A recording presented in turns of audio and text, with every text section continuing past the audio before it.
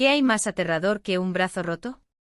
Que el mundo entero, incluido tu único hijo, crea que estás perdiendo el juicio. En el hospital, Marcos miraba con dolor a su madre, Soledad, pero también con una inmensa gratitud hacia su solícita esposa, que no se había separado de ella ni un instante. Pero en cuanto él le dio la espalda, ese rostro angelical se desvaneció. La nuera perfecta se inclinó para susurrarle una amenaza escalofriante: la próxima vez será peor, mientras sus dedos apretaban deliberadamente justo sobre la fractura. Soledad solo pudo ahogar un gemido de dolor, mientras Marcos, al volverse, únicamente vio a su esposa consolando a su madre con ternura. Cuando el hijo al que más amas empieza a dudar de tu cordura, ¿elegirías el silencio para estar a salvo, o te arriesgarías a contar la verdad, aun sabiendo que nadie te va a creer? Soy Soledad Castillo, y esta historia que voy a compartir con ustedes en el canal Abuela Recordó no es fácil de contar. Cada recuerdo todavía me provoca un nudo en el pecho, incluso ahora que todo ha pasado. Ustedes saben, cuando llegamos a cierta edad, las personas comienzan a tratarnos de manera diferente. Una mirada de impaciencia aquí, una palabra más brusca allá. Empezamos a dudar si realmente nos estamos volviendo confusos, como dicen, o si está sucediendo algo más. En mi caso, había mucho más. Las urgencias del Hospital Universitario Virgen del Rocío estaban abarrotadas aquella tarde de domingo. El olor a desinfectante se mezclaba con el murmullo constante de las conversaciones, los avisos por megafonía y el sonido metálico de las camillas rodando por los pasillos. Mi brazo derecho, inmovilizado temporalmente, palpitaba con un dolor que los analgésicos apenas lograban mitigar. Pero más dolorosa que la fractura era la terrible comprensión que acababa de golpearme: la mujer que mi hijo amaba, la madre de mi nieto, era una completa desconocida. Una desconocida peligrosa. Todo había comenzado como un día normal en el mesón El Serranito. El aroma a brasa y a parrillada ibérica llenaba el ambiente. Las mesas de madera oscura estaban ocupadas por familias disfrutando del tradicional almuerzo de domingo. Mi hijo Marcos había regresado de un viaje de negocios el día anterior y quería celebrarlo con una comida familiar. Mi nieto Hugo estaba especialmente animado por haber ganado un concurso de matemáticas en su colegio. Yo me sentía orgullosa, claro, como profesora de matemáticas jubilada, siempre había estimulado su talento natural para los números. Fue entonces cuando comenzó sutilmente. Valeria, con su elegante vestido color borgoña y su cabello perfectamente peinado, comenzó a tejer su red de mentiras. Doña Soledad, ¿recuerda aquel médico que visitó la semana pasada? Creo que necesitamos programar otra cita. No se ha tomado los medicamentos que le recetó para la memoria. No hubo ningún médico. No hubo medicamentos. Tragué saliva mirando a mi hijo, que frunció el ceño, preocupado. Hugo me observaba con esos ojos perspicaces que siempre parecían ver más allá de las apariencias. No hubo ningún médico, Valeria, respondí, intentando mantener mi voz firme. Ella rió, esa risa musical que encantaba a todos, y me tocó el brazo con falsa ternura. ¿Ves, Marcos? Es exactamente de esto de lo que hablo. La memoria de tu madre está empeorando. Algo se quebró dentro de mí en ese momento. Décadas de dignidad, de trabajo honesto, de criar a un hijo sola, se veían amenazados. ¿Por qué? ¿Por qué esta mujer me estaba haciendo esto? Necesito ir al baño, murmuré, levantándome. Para mi sorpresa, Valeria se levantó también. Voy con usted, doña Soledad. No quiero que se pierda por el camino, dijo, sonriendo a los demás en la mesa. La nuera perfecta y dedicada. En el estrecho pasillo que llevaba a los baños, lejos de las miradas de la familia, la confronté. ¿Por qué me estás haciendo esto? ¿Qué mal te he hecho? La sonrisa de Valeria desapareció como si nunca hubiera existido. Sus ojos se estrecharon, fríos como nunca los había visto antes. Usted es un estorbo, ¿sabe? Marcos sería mucho más exitoso sin tener que preocuparse por una vieja entrometida. ¿De verdad cree que él la elegiría a usted antes que a mí? Mi hijo me conoce, respondí, intentando sonar más confiada de lo que me sentía. Él sabe que no estoy confundida ni perdiendo la memoria. Fue cuando ella dio un paso adelante, su rostro a centímetros del mío. Cuando termine con él, no quedará Marcos para protegerla. Ya está transfiriendo nuestros ahorros a las inversiones que le sugerí. Es solo cuestión de tiempo. Di un paso atrás, impactada por la frialdad calculadora en su voz. Fue entonces cuando ella simplemente me empujó. No fue un empujón fuerte, pero la sorpresa me hizo perder el equilibrio. Intenté sujetarme a la pared, pero mi brazo derecho se torció en un ángulo extraño cuando caí. El chasquido del hueso rompiéndose fue seguido por un dolor agudo que me quitó el aliento. El resto sucedió en una confusión. Marcos corriendo, gente aglomerándose, Valeria con lágrimas en los ojos, lágrimas falsas, me di cuenta después, diciendo, tropezó. No pude sujetarla a tiempo. En el Hospital Virgen del Rocío, mientras esperábamos los resultados de las pruebas, Valeria insistió en quedarse a solas conmigo un momento. Marcos, amor, vea por un café. Tu madre parece pálida, quizás un poco de azúcar le ayude. Yo la cuido. Tan pronto como mi hijo se alejó, ella se inclinó cerca de mí, y fue cuando susurró aquellas palabras que nunca olvidaré, mientras sus dedos apretaban exactamente donde mi brazo estaba fracturado. La próxima vez será peor, mucho peor. El dolor físico fue intenso, pero lo que realmente me atravesó fue la comprensión. Aquella mujer no era simplemente mala, era peligrosa y estaba jugando una partida larga, paciente, meticulosa. Una partida que yo todavía no comprendía del todo. Mi hijo regresó con el café, interrumpiendo aquel terrible momento. Valeria inmediatamente transformó su rostro en una máscara de preocupación, secando lágrimas que no existían.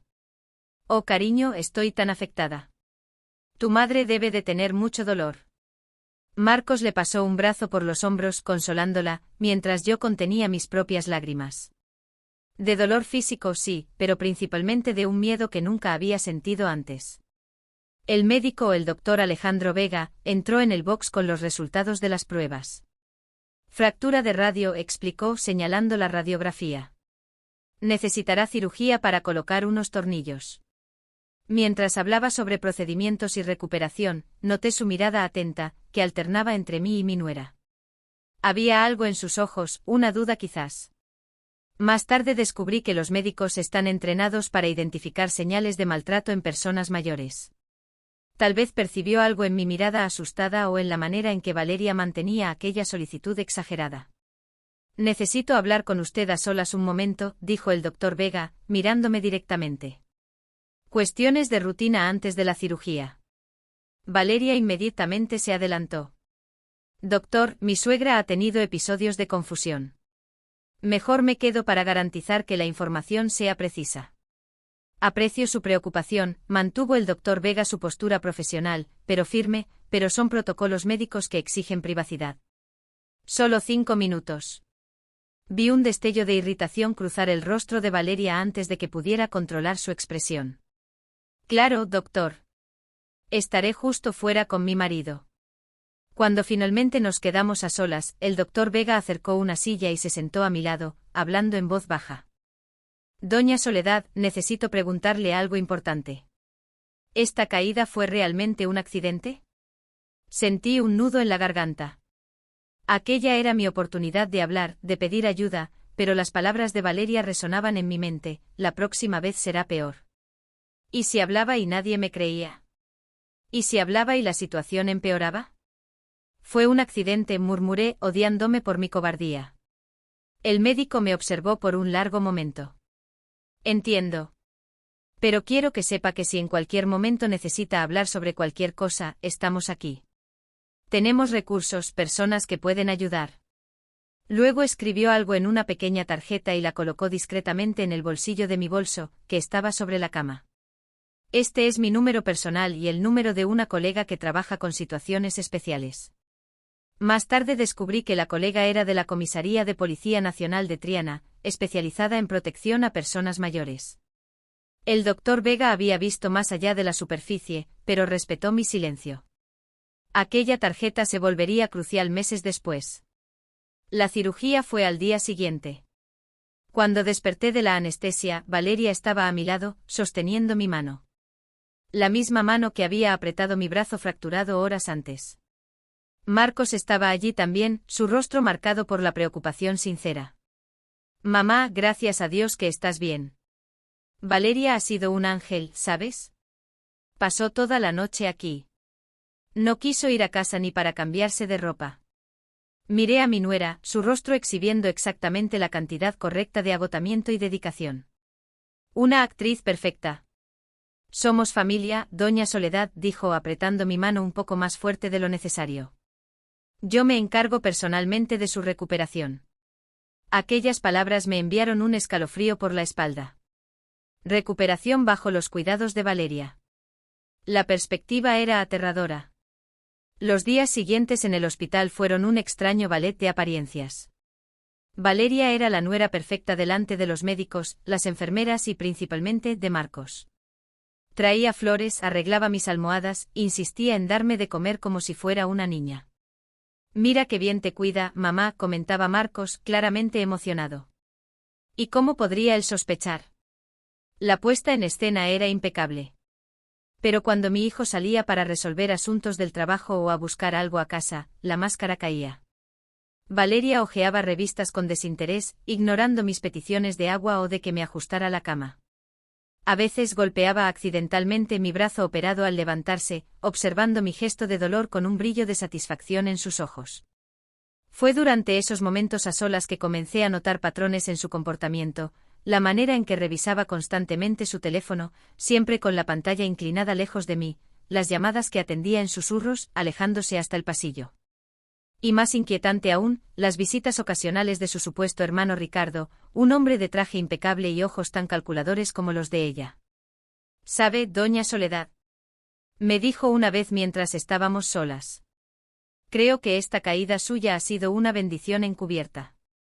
Marcos por fin se está dando cuenta de que usted necesita cuidados constantes. Ya estamos hablando de opciones de residencias para mayores. Sitios muy bonitos, ¿sabe?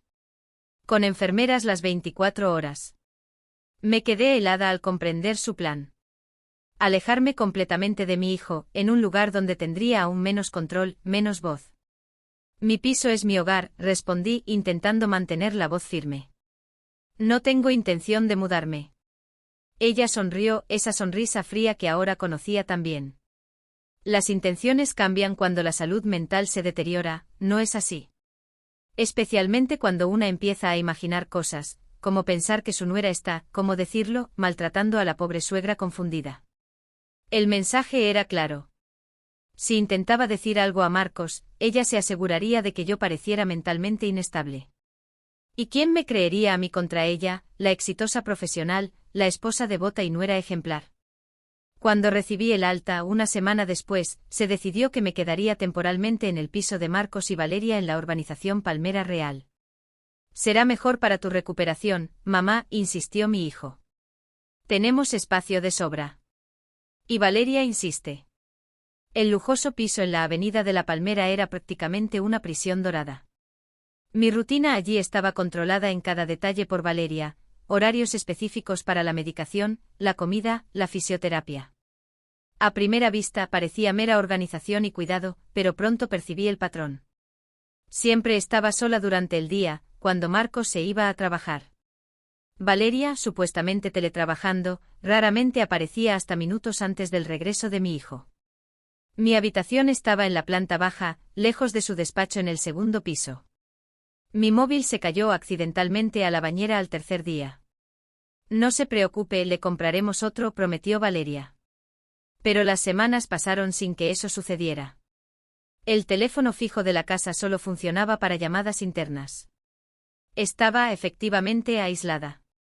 Fue Hugo, mi perspicaz nieto, quien rompió parte de ese aislamiento. Empezó a volver más temprano del colegio, alegando proyectos de estudio, y pasaba las tardes conmigo. Aquellos momentos se convirtieron en mi refugio. Hablábamos de libros, de matemáticas, su pasión, y del pasado, historias de su padre cuando era niño que lo hacían reír a carcajadas.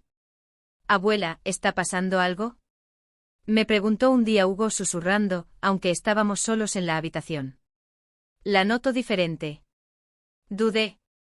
Involucrar a mi nieto adolescente en problemas de adultos me parecía incorrecto, pero al mismo tiempo su presencia atenta y cariñosa era como un faro en medio de la oscuridad de mis días. «Hugo, tu abuela solo está cansada por la recuperación», respondí evasivamente. «Pero tenerte aquí lo hace todo más fácil». Él asintió, no del todo convencido. Si necesita cualquier cosa, lo que sea, puede decírmelo. De verdad, abuela. Yo la ayudo. Fue en ese momento cuando me di cuenta. No estaba completamente sola. Había personas que podrían ayudarme, Hugo, el doctor Vega, quizás hasta mi vieja amiga Carmen Romero, si lograba contactarla. La cuestión era cómo hacerlo sin poner a nadie en riesgo, especialmente a mi nieto. Trabajé como profesora de matemáticas toda mi vida en Sevilla. Los números siempre fueron mi lenguaje, mi certeza en el mundo. Me jubilé hace algunos años del instituto donde hice mi carrera, pero nunca perdí la habilidad de percibir cuando las cuentas no cuadran. Y no hablo solo de dinero. Vivo en el barrio de Triana desde hace más de 3 décadas, en el mismo piso desde donde veo el río cuando el día está despejado. Fue aquí donde crié a mi único hijo, Marcos, después de que mi marido falleciera tan joven. Tal vez ahí comenzaron nuestros problemas, en mi dedicación casi obsesiva a mi hijo para compensar la ausencia del padre. Marcos creció, se convirtió en ingeniero de caminos, construyó una carrera brillante. Teníamos una relación tan cercana que llegué a temer que no encontrara a alguien con quien compartir la vida. Y entonces, como un vendaval, Valeria entró en nuestras vidas. Recuerdo perfectamente el día que la conocí. Ella, con su traje impecable, su sonrisa medida, sus ojos atentos que parecían analizar cada detalle de mi casa, de mí.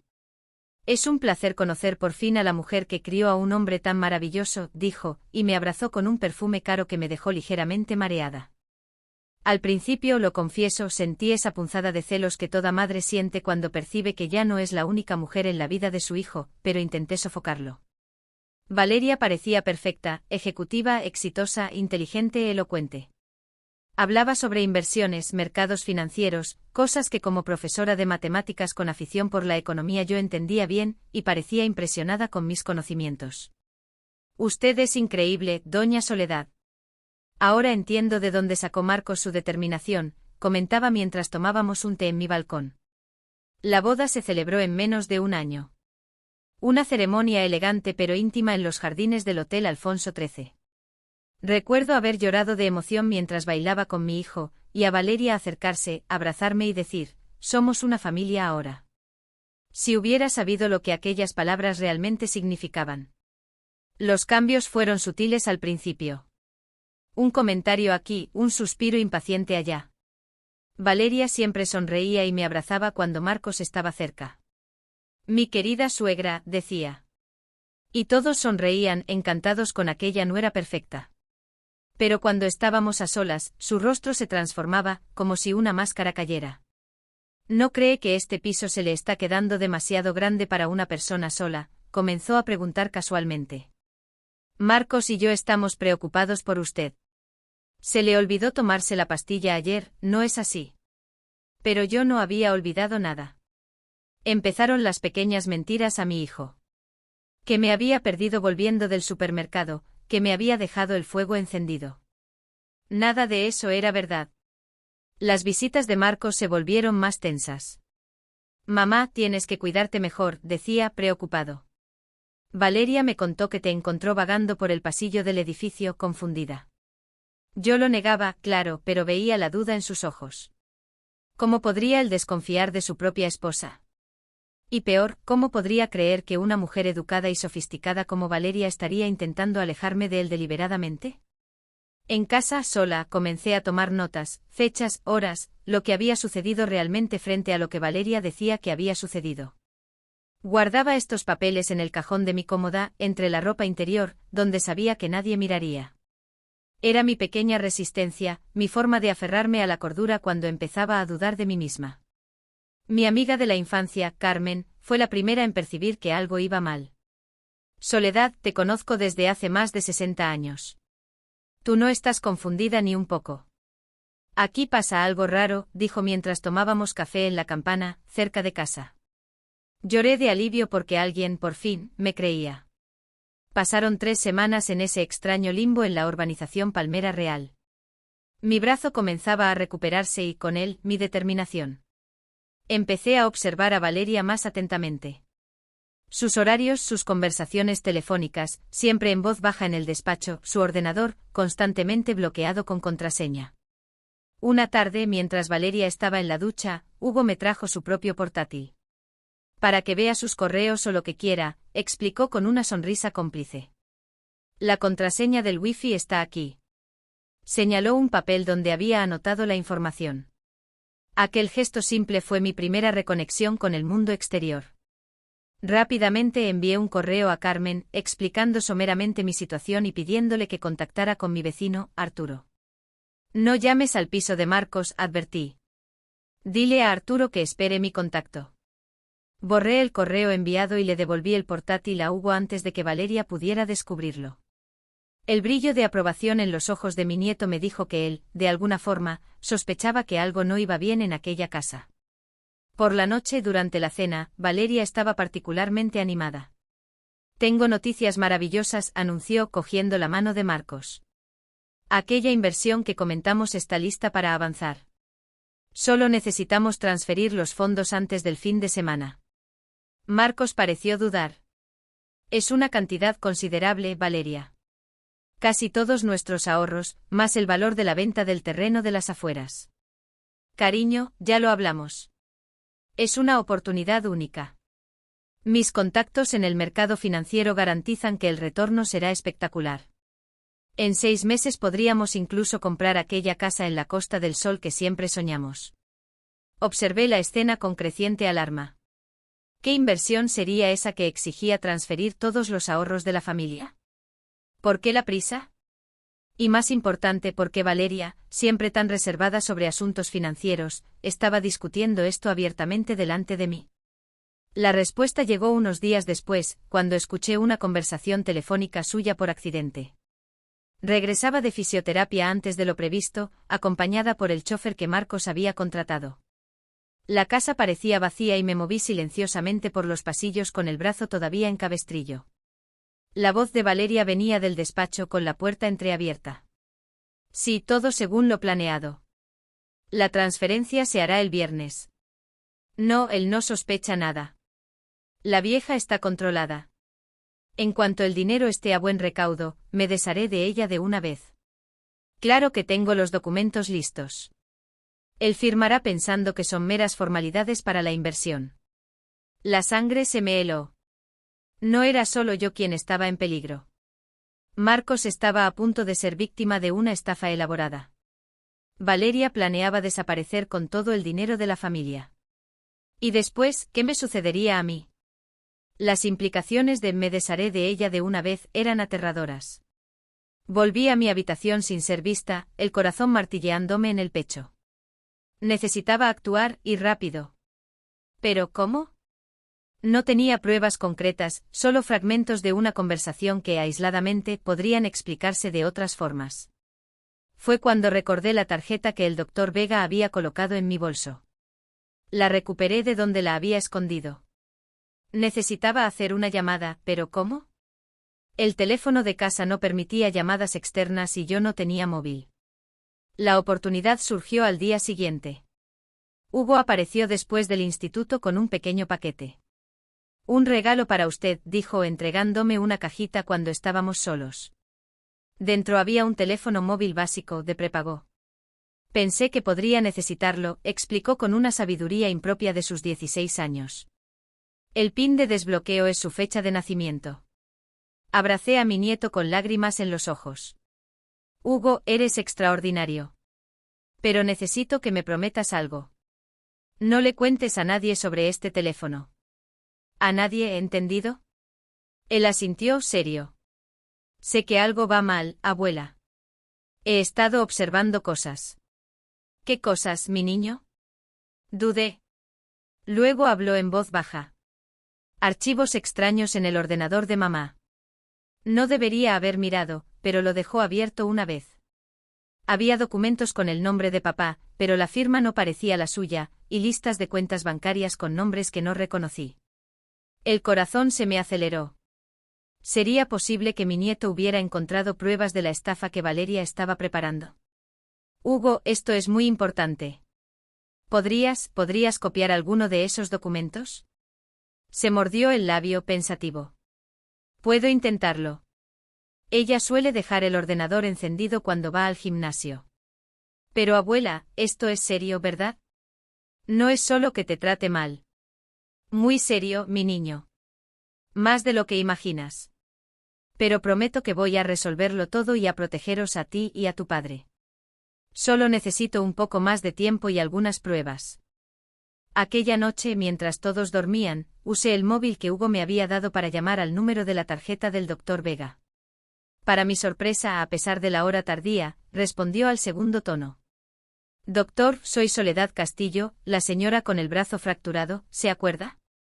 Doña Soledad, claro que me acuerdo. He estado pensando en usted. ¿Cómo va la recuperación? El brazo va mejorando, doctor, pero la situación está empeorando. Tenía usted razón en sus sospechas. No fue un accidente y ahora he descubierto que hay mucho más en juego. En voz baja le expliqué todo, las amenazas, el aislamiento, la conversación que había escuchado, los documentos sospechosos que Hugo mencionó.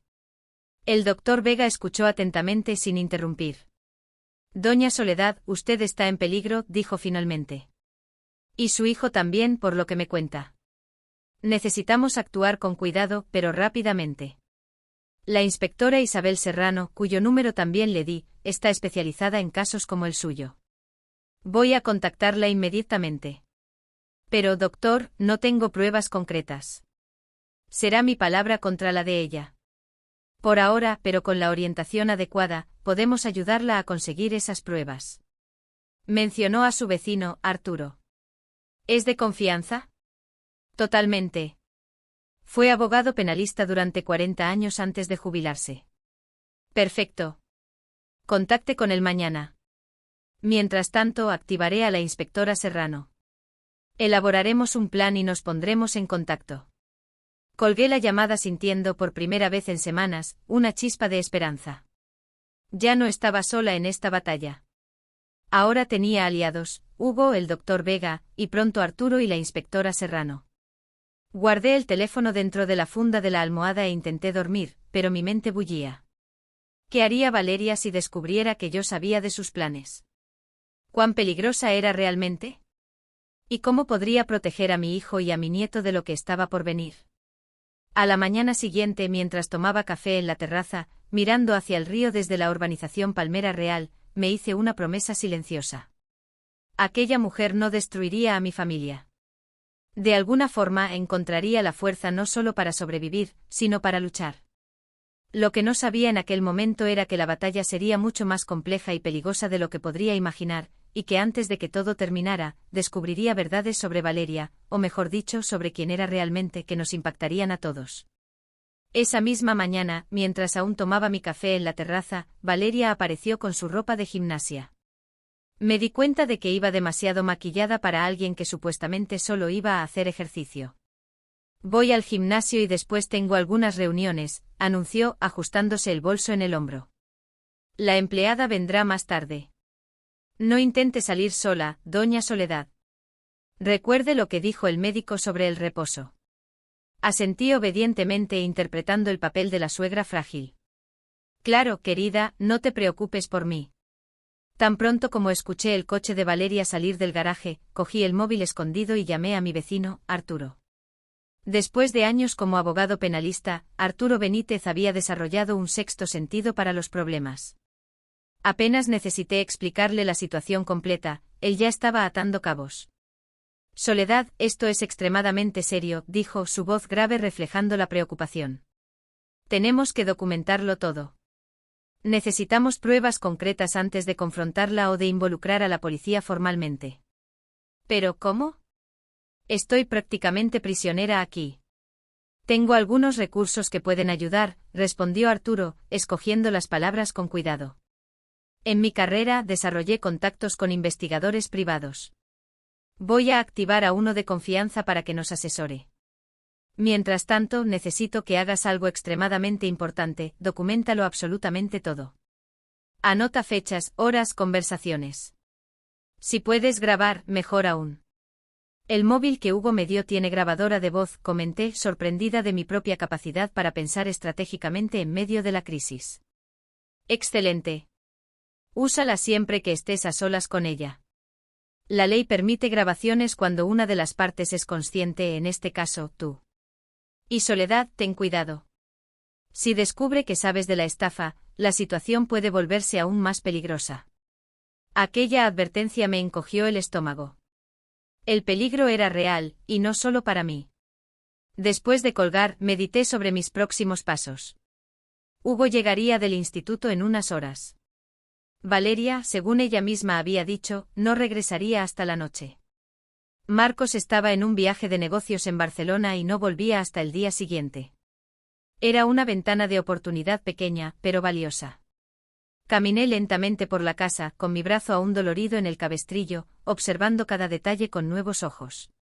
Esta ya no era solo la casa de mi hijo, era el escenario de una conspiración, un teatro donde Valeria representaba su papel más convincente. Me detuve frente a una fotografía de su boda colgada en la pared. Marcos sonreía, genuinamente feliz. Valeria, a su lado, exhibía aquella sonrisa perfecta que ahora sabía que estaba completamente vacía. ¿Quién era realmente aquella mujer? ¿Cómo no había percibido antes las señales? Peor aún, ¿cómo podía permitir que mi hijo y mi nieto permanecieran un día más bajo el mismo techo que ella? El sonido de la puerta principal me sobresaltó. Era demasiado temprano para que fuera Hugo o Valeria. El corazón se me aceleró. ¿Sería Valeria, regresando inesperadamente? Me quedé inmóvil en medio del pasillo, buscando frenéticamente una explicación para estar deambulando por la casa. «Abuela, ¿estás ahí?» La voz de Hugo me trajo un alivio instantáneo. «En el salón, cariño. ¿No deberías estar en el instituto?» Hugo entró, dejando la mochila en el sofá. Sus ojos, normalmente brillantes, parecían preocupados, y comprobó rápidamente que estuviéramos solos antes de hablar. «Han cancelado la clase de gimnasia». «Abuela, lo conseguí». Sacó una pequeña memoria USB del bolsillo. Copié algunos archivos de su ordenador. Fue difícil, porque lo tiene todo con contraseñas, pero dejó la sesión abierta cuando salió corriendo a atender una llamada ayer. Cogí el pequeño objeto como si fuera una reliquia preciosa. «Hugo, esto es. ¿Tienes idea de lo importante que puede ser? Sé que algo va mal». Vi documentos con la firma de papá, pero no parecía su letra. Y hay correos con gente extraña hablando de transferencias a cuentas en el extranjero. Sentí un escalofrío. Mi nieto de 16 años había conseguido las pruebas que tanto necesitaba, poniéndose potencialmente en riesgo. Su coraje y lealtad me conmovieron y me asustaron al mismo tiempo. «Hugo, esto es más serio de lo que imaginas. Tu madre, Valeria, no es quien pensamos que es». «Lo sé», respondió simplemente con una madurez que me sorprendió. «Ya lo sospechaba desde hace tiempo. Ella es diferente cuando papá no está. La manera en que me mira a veces, como si yo fuera un estorbo». «Oh, mi niño», lo abracé con mi brazo sano, sintiendo el peso de la responsabilidad. «Vamos a solucionar esto, te lo prometo. Pero tenemos que ser extremadamente cuidadosos ahora. No puedes sospechar que sabemos algo». Hugo asintió, determinado. «¿Qué hacemos con esto?». Señaló la memoria USB. «Necesitamos ver el contenido, pero no aquí. No en un ordenador que ella pueda revisar después. Puedo llevárselo a mi amigo Jaime. Es un genio de la informática y totalmente de fiar». Dudé, evaluando los riesgos. Involucrar a más gente significaba más variables, más posibilidades de que algo saliera mal. Pero tampoco teníamos muchas opciones. «Está bien, pero pídele discreción absoluta. Dile que es un trabajo secreto del instituto o algo así». Hugo guardó la memoria USB de nuevo. «Voy ahora mismo. Volveré antes de que ella llegue». Cuando me quedé sola otra vez, la ansiedad comenzó a consumirme. Habíamos iniciado algo que no podría detenerse fácilmente. Si Valeria descubría que la estábamos investigando, ¿cuáles serían las consecuencias? Ya me había empujado una vez, me había amenazado directamente. ¿Hasta dónde llegaría para proteger sus planes? Intenté distraerme ordenando mi habitación, una tarea difícil con un solo brazo funcional. Fue entonces cuando noté algo extraño en el cajón de la mesilla de noche. Mis medicamentos para la tensión habían sido sustituidos. Las cápsulas, que debían ser blancas y azules, ahora eran solo blancas. Examiné el frasco. La etiqueta parecía la misma, pero las pastillas definitivamente eran diferentes. ¿Estaría Valeria adulterando mi medicación? La idea me heló por dentro. Coloqué algunas pastillas en un sobre pequeño y lo guardé junto con el móvil escondido. Una prueba más que añadir al creciente expediente contra mi nuera. Hugo regresó a media tarde, jadeante y con los ojos muy abiertos. Abuela, Jaime ha logrado abrir algunos archivos. Es peor de lo que imaginábamos. Tiene varias identidades. Hemos encontrado documentos con al menos 3 nombres diferentes, todos con su foto. ¿Cómo dices? Diferentes identidades, carnés de identidad, pasaportes, uno a nombre de Valeria Gascón, otro como Elena Fuentes y un tercero como Laura Ponce. Y hay más. Hemos encontrado transacciones bancarias. Está desviando dinero a cuentas en Andorra, grandes cantidades. Mis sospechas se confirmaban de la peor manera posible. No estábamos lidiando solo con una nuera manipuladora. Estábamos ante una delincuente profesional, posiblemente una estafadora con un historial de fraudes. Hugo, tenemos que contactar con la policía inmediatamente. Jaime ya ha hecho copias de todo, incluso capturas de pantalla. También hemos encontrado correos hablando sobre el próximo objetivo, después de que el trabajo en Sevilla esté concluido. Dios mío. Murmuré intentando procesar la magnitud de la situación. Está planeando desaparecer con el dinero de tu padre y ya tiene a la próxima víctima en el punto de mira. El sonido de un coche aparcando en el garaje nos interrumpió. Hugo palideció. Es ella, abuela. ¿Qué hacemos? Actúa con normalidad, le indiqué intentando mantener la calma. No demuestres nada diferente. Llamaré al doctor Vega en cuanto pueda. Valeria entró en casa como un huracán de energía falsa, bolsas de compras en los brazos, sonrisa brillante en el rostro. Hugo, no sabía que ya estabas en casa. Te he traído aquellas zapatillas que querías. Observé a mi nieto con admiración mientras interpretaba a la perfección al adolescente entusiasmado, agradeciendo la sorpresa. No había rastro del miedo o de la rabia que sabía que debía estar sintiendo. Doña Soledad, le he comprado ese té que tanto le gusta. Valeria se volvió hacia mí, toda solicitud. ¿Quiere que le prepare una taza ahora? No, gracias, respondí, intentando mantener la voz neutra. Ya he bebido bastante líquido hoy, especialmente después de descubrir que puedes estar envenenando mis medicamentos, completé mentalmente. El resto de la tarde transcurrió en una extraña normalidad escenificada. Valeria preparó la cena, parloteando sobre sus reuniones del día. Hugo fingió interés en sus zapatillas nuevas, mientras yo fingía estar demasiado cansada para conversar mucho, lo que no era del todo mentira. Cuando finalmente me retiré a mi habitación, esperé hasta oír la casa en completo silencio. Cerca de la medianoche saqué el móvil del escondite y llamé de nuevo al doctor Vega. Tenemos pruebas, susurré, relatando todo lo que Hugo había descubierto. Está usando identidades falsas, desviando dinero al extranjero y sospecho que está adulterando mi medicación. Esto es extremadamente grave, respondió el médico, su voz reflejando la seriedad de la situación. He hablado con la inspectora Serrano. Quiere reunirse con usted lo antes posible, pero tenemos que hacerlo con discreción. Valeria no puede sospechar. ¿Cómo vamos a hacerlo? Rara vez me deja salir sola. Mañana programaré una consulta de seguimiento en el hospital. Un pretexto médico legítimo. La inspectora nos encontrará allí, en mi consulta. ¿Puede convencer a Valeria de que la deje ir? Si le digo que me duele el brazo, no podrá negarse. Necesita mantener las apariencias de nuera dedicada. Perfecto. La cito a las 10:30. Traiga las pastillas sospechosas y, si es posible, copias de los documentos que encontró su nieto. A la mañana siguiente, durante el desayuno, anuncié que sentía dolores intensos en el brazo.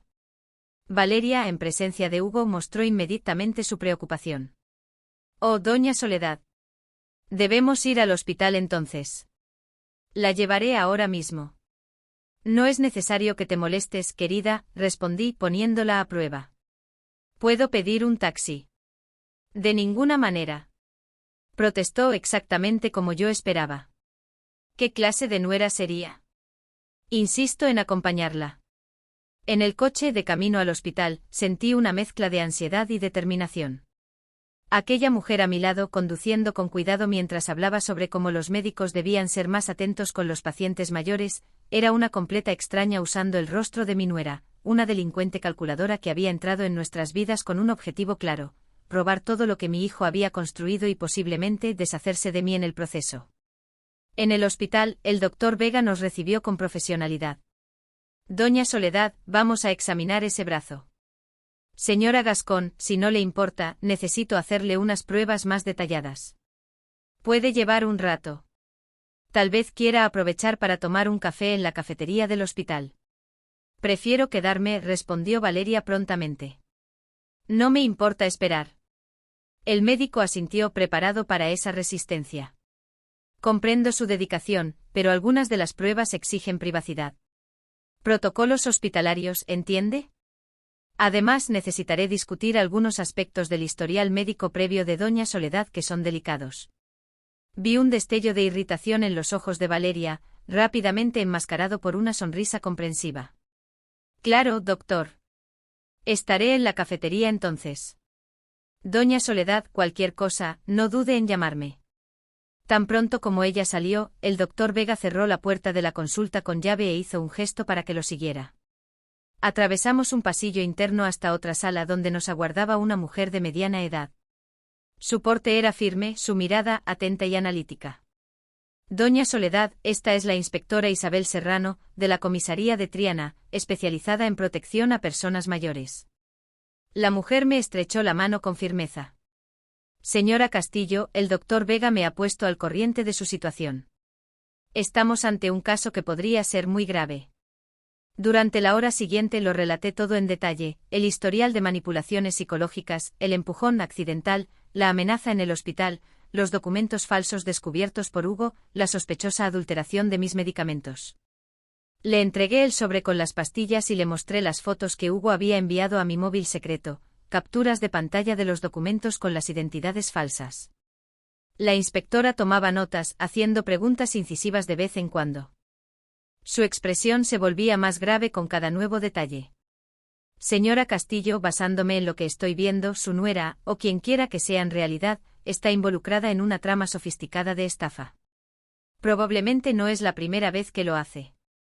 El modus operandi es consistente con otros casos que investigamos: acercarse a hombres con buena situación financiera, preferiblemente con padres mayores, crear conflictos familiares para aislarlos, y luego desviar los bienes antes de desaparecer.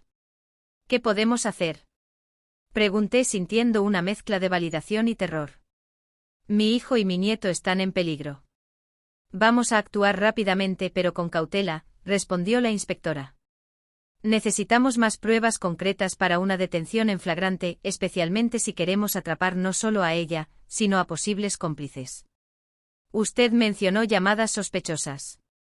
Podría formar parte de una organización mayor. Mientras tanto, ella sigue en casa. Cerca de mi hijo y de mi nieto, protesté. Comprendo su preocupación, respondió Isabel con empatía genuina. Pero una acción precipitada podría alertarla y hacer que desaparezca con las pruebas o, peor aún, que tome medidas desesperadas. ¿Cuánto tiempo? 2 o 3 días como máximo. Necesitamos instalar escuchas legales, monitorizar sus comunicaciones y, principalmente, garantizar que las transferencias bancarias que su hijo pueda firmar sean bloqueadas sin que ni él ni ella se den cuenta. El doctor Vega, que había permanecido en silencio, finalmente habló. Doña Soledad, sé que es difícil, pero la inspectora tiene razón. La precipitación ahora podría comprometer todo el caso. Y sobre sus medicamentos, le he traído sustitutos seguros. Cámbielos discretamente. La inspectora Serrano añadió. Mantendremos una vigilancia discreta sobre la casa. No estará sola en esto, se lo prometo. Y su nieto parece un joven excepcional, pero tiene que ser muy cauto. El momento es delicado. Cuando regresé a la consulta principal, donde supuestamente me estaban haciendo pruebas, Valeria ya me aguardaba, fingiendo paciencia mientras revisaba constantemente el móvil. Ah, por fin, dijo al verme. Ya me estaba preocupando. ¿Qué ha dicho el médico? Nada grave, respondí casualmente. Solo una inflamación normal del proceso de recuperación. Me ha recetado antiinflamatorios más fuertes. El regreso a casa fue tenso, aunque intenté no demostrarlo. Valeria conducía con una mano, mientras con la otra tecleaba mensajes rápidos en el móvil.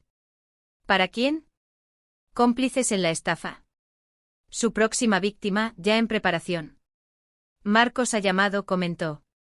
Vuelve esta noche, no mañana como estaba previsto. Dice que nos echa de menos. Sentí un nudo en el pecho. Mi hijo volvería a casa antes, al centro de una operación policial en marcha, cerca de una mujer que planeaba robarle todo. Una mujer que ahora sabía que era extremadamente peligrosa. Qué bien, respondí automáticamente. También le echaba de menos. Aquella tarde, mientras Valeria trabajaba en su despacho en el piso de arriba, conseguí un momento a solas con Hugo para ponerlo al día. La policía ya está involucrada, susurré. Tenemos que actuar con normalidad unos días más. Están vigilando, recogiendo más pruebas. Hugo asintió, el rostro serio, impropio de su edad. He encontrado más cosas, abuela. Correos suyos con alguien llamado Ricardo, hablando de cómo limpiar las cuentas y preparar la salida. Creo que planea actuar pronto. Tu padre vuelve hoy, le informé con la preocupación evidente en mi voz. Tenemos que protegerlo sin alertarla. Voy a estar pendiente de ella, prometió Hugo. No dejaré a papá solo con ella. Mientras el sol se ponía sobre la avenida de la Palmera, observé por la ventana de mi habitación el lujoso piso que ahora parecía una prisión dorada. En algún lugar, ahí fuera, policías de paisano probablemente vigilaban el edificio. Pronto mi hijo llegaría, completamente ajeno al peligro que lo aguardaba en su propia casa, en su propia cama. La batalla que estaba librando ya no era solo por mi seguridad, era por la vida que mi hijo había construido, por el futuro de mi nieto, por la verdad que estaba a punto de destruir los cimientos de esta familia, pero que paradójicamente era lo único que podría salvarla. El móvil escondido vibró con un mensaje de la inspectora Serrano, vigilancia posicionada. Mantenga la calma. Estamos cerca. Respiré hondo, preparándome para la noche más larga de mi vida. Escuché el sonido del taxi llegando y por la ventana de mi habitación, vi a Marcos bajar. El corazón se me aceleró. Mi hijo tan confiado y exitoso en su carrera de ingeniero, completamente inconsciente de que su vida estaba a punto de desmoronarse. Llevaba una pequeña maleta y un paquete que parecía un regalo. Siempre tan atento. Valeria corrió escaleras abajo al oír el coche. La transformación en su rostro fue instantánea, de la expresión concentrada que mantenía en su despacho a la sonrisa radiante de la esposa enamorada. Observé por la rendija de la puerta cuando ella abrió la entrada principal, lanzándose a sus brazos.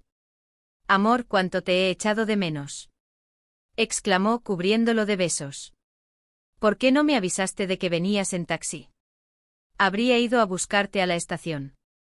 «Quería darte una sorpresa», respondió Marcos, devolviéndole el abrazo con genuino afecto. Aquella escena me partió el corazón. El amor de mi hijo era real, el de ella, una representación magistral. Unos minutos después, Marcos vino a mi habitación. Lo abracé con fuerza, usando mi brazo sano, queriendo protegerlo como cuando era niño. «Mamá, ¿está todo bien?», preguntó, notando algo diferente en mi comportamiento. «¿Te duele más el brazo?». «No, hijo. Es solo la emoción de verte», respondí, forzando una sonrisa. «¿Qué tal el viaje?». Mientras me contaba sobre sus reuniones en Barcelona, lo observaba atentamente, buscando el momento adecuado ¿para qué? Para contarle que su amada esposa era una delincuente, que planeaba robarle todo lo que poseía, que ni siquiera su nombre era real. Las palabras de la inspectora Serrano resonaban en mi mente: la precipitación ahora puede comprometer todo el caso. «Te he traído un regalo», dijo, entregándome el paquete envuelto. Era un pañuelo de seda precioso. Lo vi en una tienda del hotel y recordé que siempre te quejas de la corriente en las noches de Sevilla. Se me llenaron los ojos de lágrimas. ¿Cómo protegerlo sin destrozarlo? Es precioso, Marcos. Gracias. La cena de aquella noche fue una obra de teatro. Valeria, la esposa dedicada, sirvió el plato favorito de Marcos. Hugo, mi extraordinario nieto, mantenía una conversación aparentemente normal sobre el instituto y sus amigos, mientras sus ojos se encontraban ocasionalmente con los míos en silenciosa complicidad. Yo misma intentaba sonreír y participar, consciente de que cada palabra podía ser crucial. Entonces, cariño, dijo Valeria casualmente mientras servía el postre, ¿conseguiste arreglar lo de las firmas para la transferencia? El plazo es mañana, ¿recuerdas? Marcos asintió, tomando un sorbo de vino. Sí, hablé con el director del banco en Barcelona. Lo agilizará todo.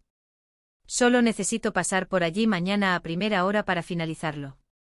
Sentí un escalofrío en la espalda. Era eso, la transferencia que vaciaría las cuentas de mi hijo. Necesitaba impedirlo de alguna forma, sin alertar a Valeria. ¿Qué transferencia es esa?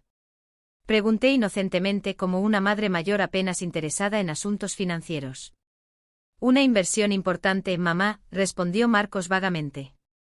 Cosas del trabajo. Valeria cambió rápidamente de tema. Doña Soledad, se me olvidaba comentarle. El médico recomendó que usted no se esfuerce en los próximos días. Deje que yo me encargue de su consulta de mañana. Puedo ir al banco con Marcos y después llevarla a usted al fisioterapeuta.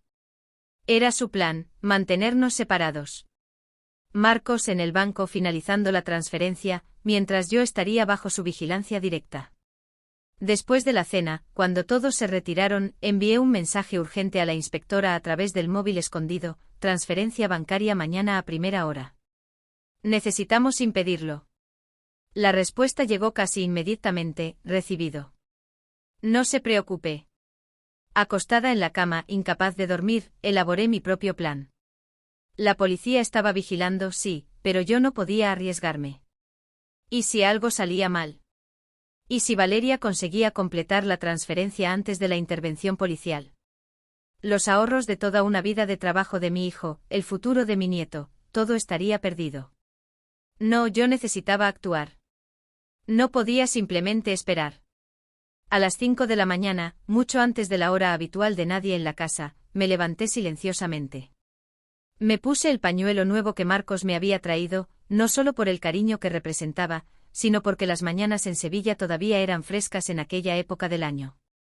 Me moví como un fantasma por los pasillos, evitando las tablas del parqué que sabía que crujían. Mi destino era el despacho de Valeria, en el segundo piso. La puerta, como esperaba, estaba cerrada con llave. Pero en mi juventud, antes de mi carrera como profesora, trabajé de secretaria en una oficina donde a menudo tenía que abrir cajones cerrados cuando mi jefe olvidaba las llaves. Algunas habilidades nunca se pierden del todo. Con una horquilla del pelo, trabajé la cerradura simple. Mi brazo fracturado dificultaba la tarea, pero la determinación compensaba la limitación física. Después de unos minutos de intensa concentración, escuché el satisfactorio clic de la puerta al abrirse. El despacho estaba impecablemente organizado. Otra faceta de la personalidad meticulosa de Valeria. Su portátil estaba sobre el escritorio, probablemente protegido por contraseñas que jamás lograría descifrar, pero no era eso lo que buscaba. En las semanas que pasé en aquella casa observando discretamente, me di cuenta de que Valeria guardaba a menudo documentos en una carpeta específica, una carpeta azul oscuro que siempre mantenía cerca. La encontré en el segundo cajón del escritorio, también cerrado con llave, pero que cedió al mismo método de la horquilla.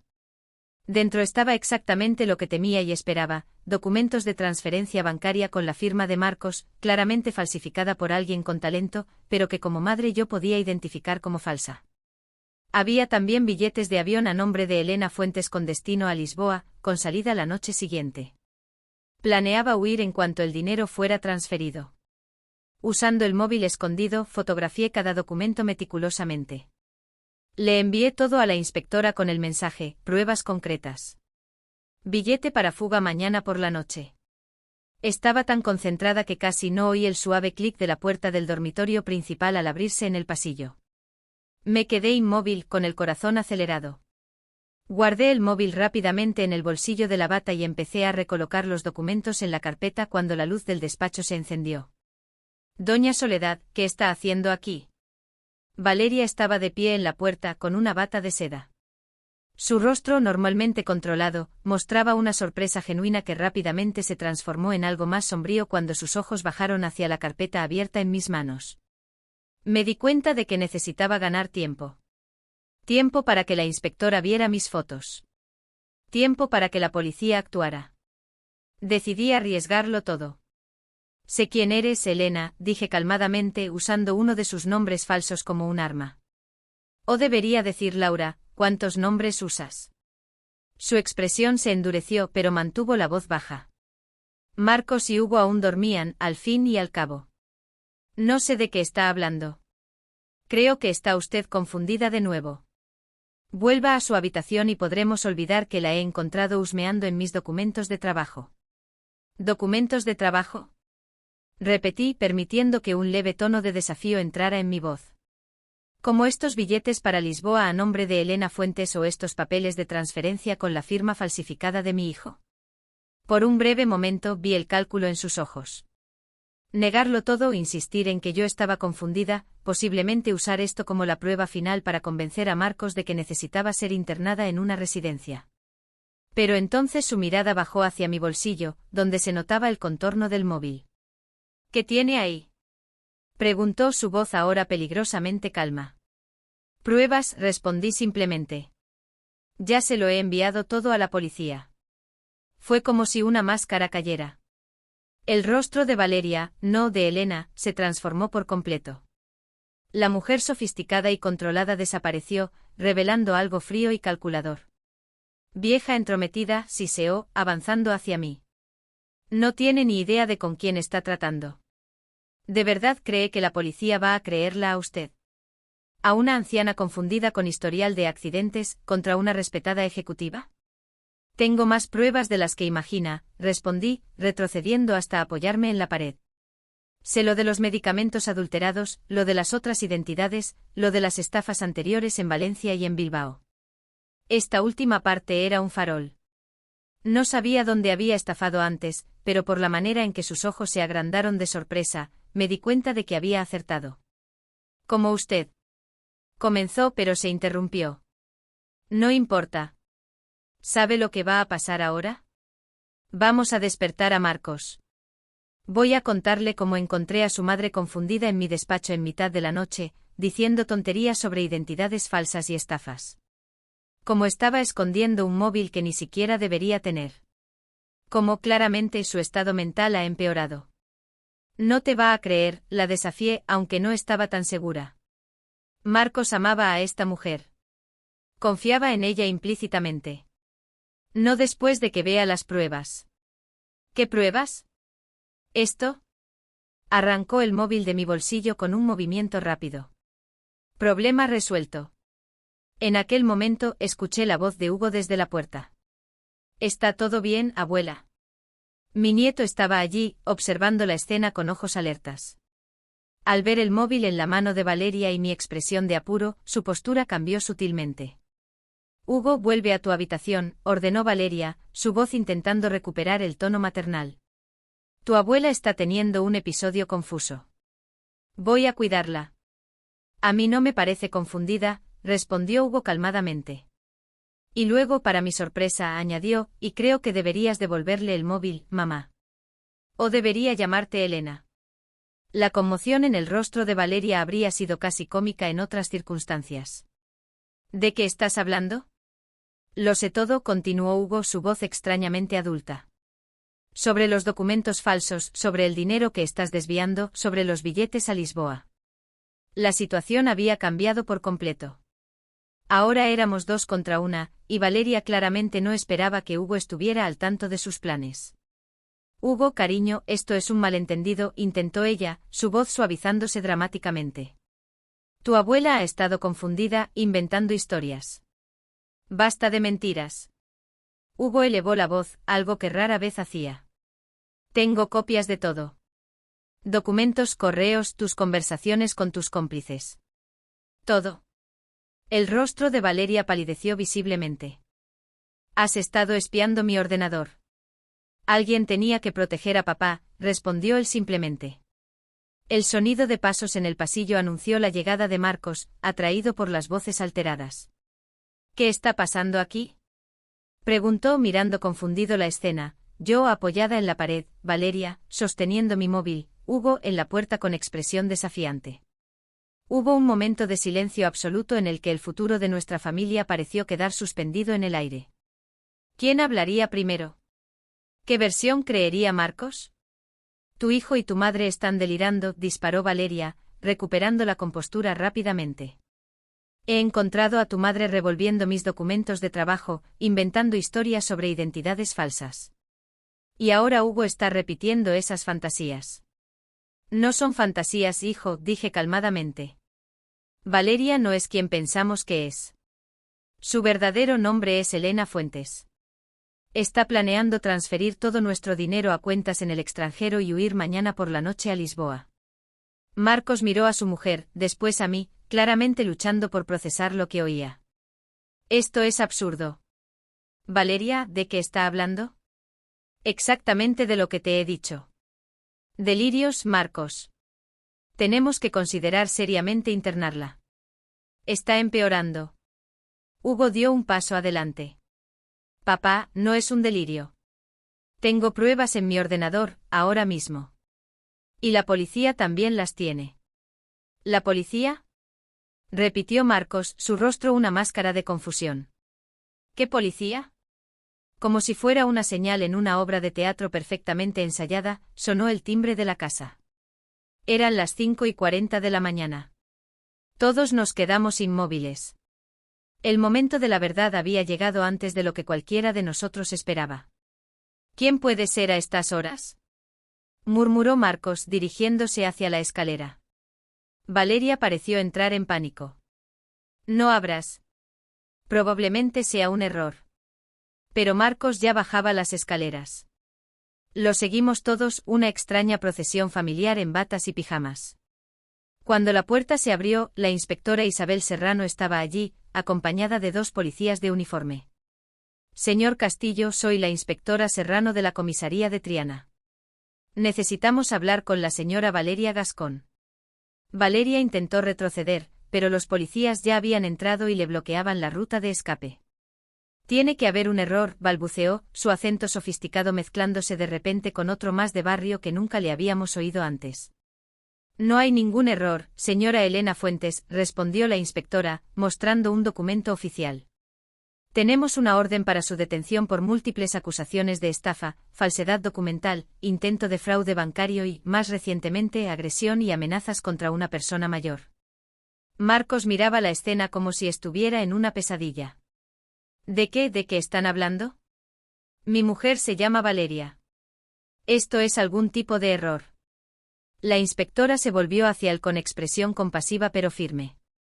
Señor Castillo, lamento informarle de que la mujer con la que usted se casó no es Valeria Gascón. Su verdadero nombre es Elena Fuentes, y está buscada por la policía en 3 comunidades autónomas por estafas similares. Se acerca a hombres con buena situación financiera, se casa y luego desvía sus bienes antes de desaparecer. Mientras hablaba, uno de los policías ya le ponía las esposas a Valeria, que había desistido de protestar. Su rostro era una máscara de furia contenida. No me creo esto, Marcos murmuró, tambaleándose ligeramente. Tiene que haber algún error. Papá, intervino Hugo gentilmente, no hay ningún error. Ven a ver los documentos que encontré en su ordenador. Las identidades falsas, las transferencias bancarias, los billetes de avión para mañana por la noche. La inspectora asintió. Tenemos pruebas sustanciales, señor Castillo. Su madre y su hijo nos han proporcionado informaciones cruciales que, combinadas con nuestra investigación previa sobre otros casos similares, no dejan lugar a dudas. Marcos miró a Valeria, o a Elena, como si la viera por primera vez. ¿Es verdad? Preguntó simplemente. Por un momento pensé que mantendría la farsa hasta el final, pero quizás, al darse cuenta de que la partida había terminado, dejó escapar una sonrisa fría, tan diferente de su expresión habitual que parecía otra persona. Fuiste el más fácil de todos, dijo con una voz que nunca le habíamos escuchado antes, más dura, sin el acento refinado que siempre había usado. Estabas tan desesperado por una esposa perfecta que no cuestionaste nada. La única complicación fue tu madre, esa me tomó en todo que no se tragaba mis manipulaciones. Aquellas palabras crueles golpearon a Marcos como un puñetazo. Retrocedió tambaleándose, apoyándose en la pared, con todo su mundo desmoronándose en cuestión de minutos. ¿Por qué? Logró preguntar. ¿Por qué? Repitió ella con desdén. Por el dinero, obviamente. Tú tienes mucho, eres un ingenuo y yo soy muy buena en lo mío. O lo era hasta que tu madre lo estropeó todo.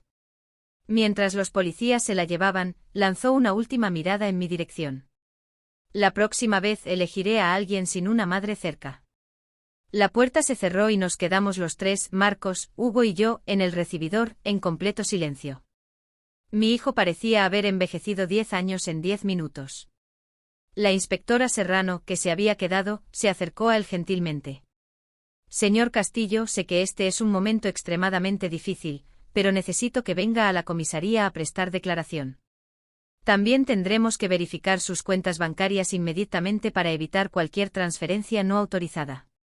Marcos asintió mecánicamente, todavía en estado de shock. Solo denme un momento. Cuando la inspectora se alejó para dar instrucciones a los policías que esperaban fuera, Marcos finalmente me miró, con los ojos húmedos. Mamá, ¿cómo no me di cuenta? ¿Cómo he podido ser tan ciego?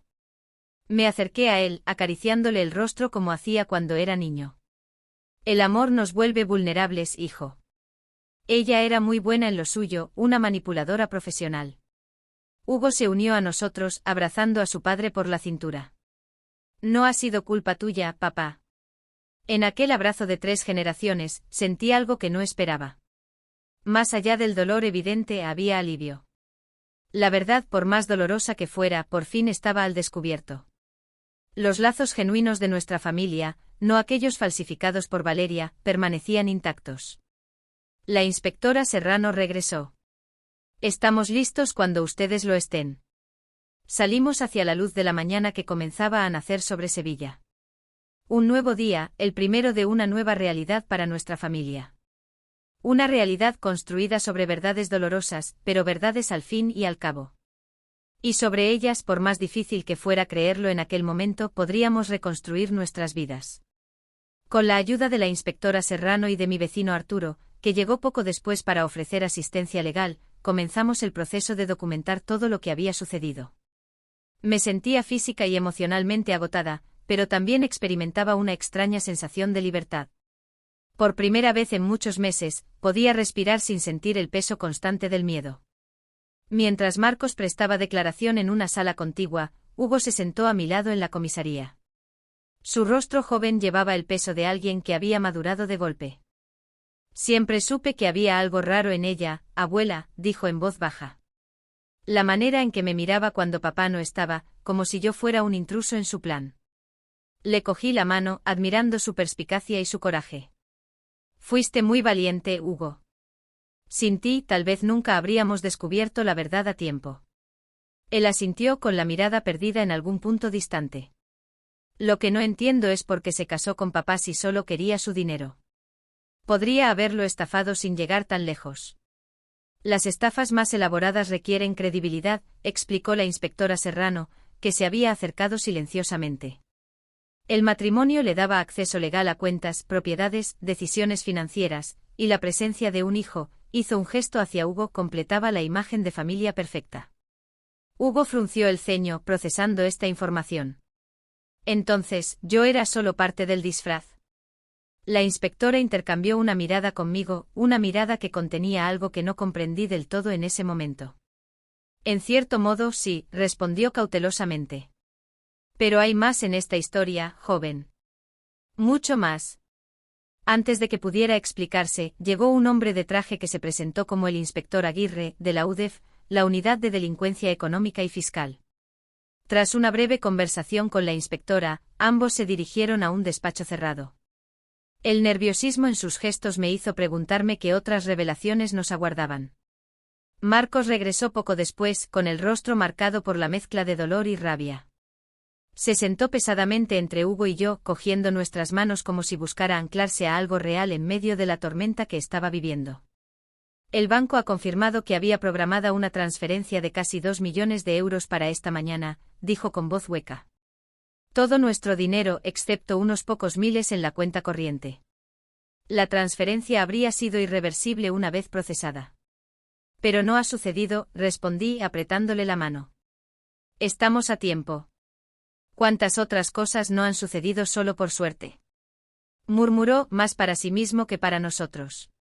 ¿Cuánto tiempo habría seguido esto si tú no hubieras sospechado, mamá? ¿Si Hugo no hubiera descubierto esos documentos? No tenía respuesta para eso. Los y sí. Son fantasmas que pueden atormentarnos indefinidamente. La puerta del despacho se abrió y la inspectora Serrano salió con una expresión grave. A su lado, el inspector Aguirre sostenía una carpeta gruesa. Señor Castillo, doña Soledad, joven Hugo, comenzó la inspectora, su tono formal indicando la seriedad del asunto. Hay novedades en el caso que necesitamos discutir con ustedes. Especialmente contigo, Hugo. Algo en su voz hizo que mi corazón se acelerara. ¿Qué más podía haber? Hemos estado investigando a Elena Fuentes y a sus socios durante más de un año, explicó Aguirre. Forman parte de una organización criminal conocida como La Telaraña, especializada en estafas matrimoniales de alto perfil en varios países de Europa. ¿Incluyendo a Ricardo?, preguntó Hugo, sorprendiéndonos. El hombre que venía a veces, su supuesto hermano. Aguirre asintió, impresionado. Ricardo Salas, sí. Es el verdadero líder de la organización. Y no es su hermano, sino su pareja sentimental y principal cómplice. Gracias a la información que ustedes proporcionaron, hemos podido detenerlo esta madrugada en un hotel del centro de Sevilla. ¿Y qué tiene que ver todo esto específicamente con Hugo?, preguntó Marcos, activándose su instinto protector. La inspectora y el investigador intercambiaron otra mirada, una de esas miradas que preceden a noticias que cambian vidas. Señor Castillo, comenzó Aguirre lentamente. Durante nuestra investigación de La Telaraña, descubrimos un patrón perturbador relacionado con los niños presentes en estos matrimonios fraudulentos. La sangre se me heló. A mi lado sentí a Hugo tensarse. ¿Qué quiere decir? Marcos se inclinó hacia adelante, su voz apenas un susurro. En los casos anteriores que hemos documentado, continuó Aguirre, eligiendo sus palabras con cuidado, los niños que formaban parte de estas familias no eran hijos biológicos de los estafadores. El silencio que siguió a las palabras del inspector Aguirre fue absoluto, tan denso que parecía tener peso propio, presionando sobre nuestros hombros. Marcos fue el primero en romperlo con voz temblorosa. ¿Qué está insinuando exactamente? Aguirre abrió la carpeta que sostenía. Según nuestras investigaciones, La Telaraña opera con un patrón establecido. Para dar credibilidad a sus matrimonios fraudulentos, incorporan niños. Niños que no son suyos. Eso es imposible, interrumpió Marcos con el rostro pálido. Hugo es mi hijo. Nació en una clínica privada de Sevilla. Tengo su partida de nacimiento, sus documentos, fotos desde el día que nació. Documentos que pueden ser falsificados, respondió gentilmente la inspectora Serrano, especialmente por una organización con los recursos y contactos de La Telaraña. Hugo permanecía inmóvil a mi lado, tan quieto que me preocupé de si estaría respirando.